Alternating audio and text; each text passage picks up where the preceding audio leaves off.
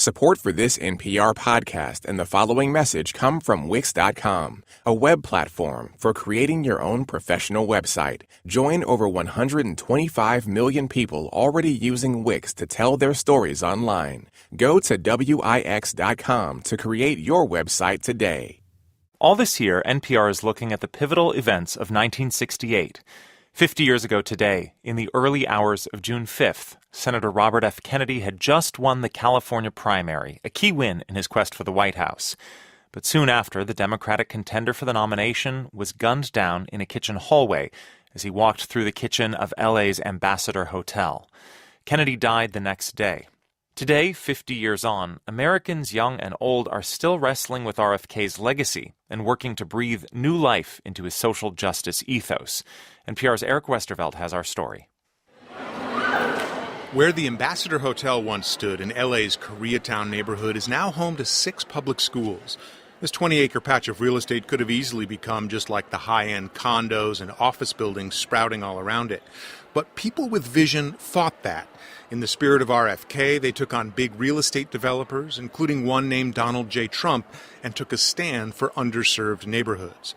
The very spot Senator Kennedy lay bleeding, cradled by a teenage busboy named Juan Romero, is now a center for teaching and learning. Part of the library does include the area where Kennedy was shot, the kitchen, and it's now behind the librarian's desk. That's RFK High School of the Arts principal Susan Kanhura. She's in the library of the RFK Community Schools beneath a giant, colorful mural of the late senator breaking bread with labor and civil rights leader Cesar Chavez. The 6 public schools, Kanhura says, have a shared vision to foster social justice, to show the some 4,000 students here that RFK is not just a name on the buildings. We try not to fall into that rut. I think seeing his picture every day on the mural and really thinking about what he means and putting that into our curriculum it's something that I think really lives in the school.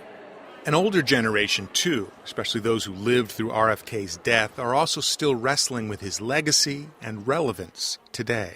Someplace I read, one never really knows the value of a moment until it becomes a memory. Michael Scott had just turned 15 50 years ago when he heard that the train carrying RFK's body would pass near his small town of northeast Maryland, near the headwaters of the Chesapeake Bay. It was a hot, humid June afternoon when Scott looked at his mother working in the kitchen. I remember she had her apron on. She was preparing a meal. And I said, Mom, I'd like to go see the train. For teenage Michael Scott, going to see the funeral train was on one level just something to do on a hot afternoon. But there was more. Scott's father was a local civil rights leader. His parents had great affection for Kennedy, who during his short career worked to unite black, brown, and white. A man who the night Martin Luther King Jr. was assassinated stood before a crowd of African Americans in Indianapolis, some crestfallen, some angry, and called for unity. I would only say that I can also feel in my own heart the same kind of feeling.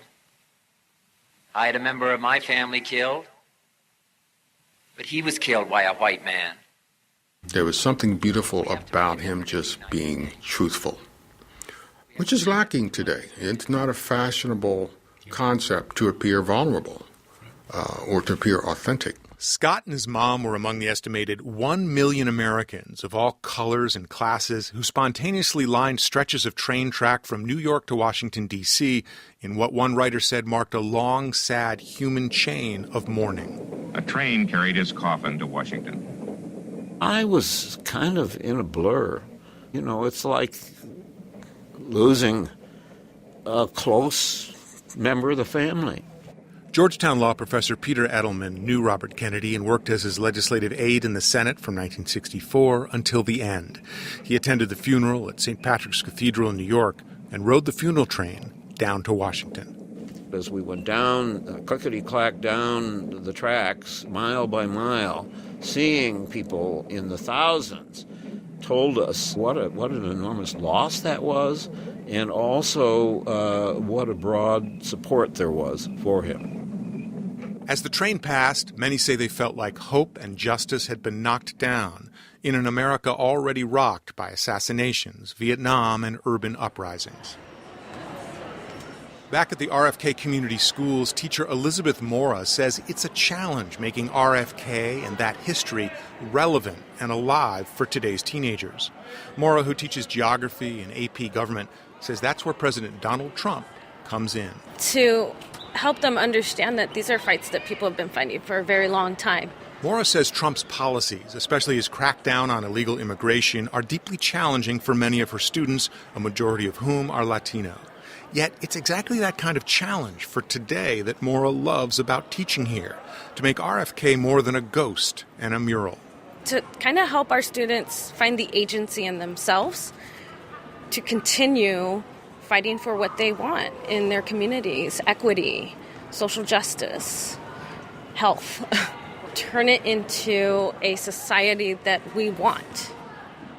Mora's words resonate with one of RFK's favorite lines, which he used often while campaigning in 1968, from writer George Bernard Shaw. Some men see things as they are and say, why? I dream things that never were and say, why not? Eric Westervelt, NPR News, Los Angeles.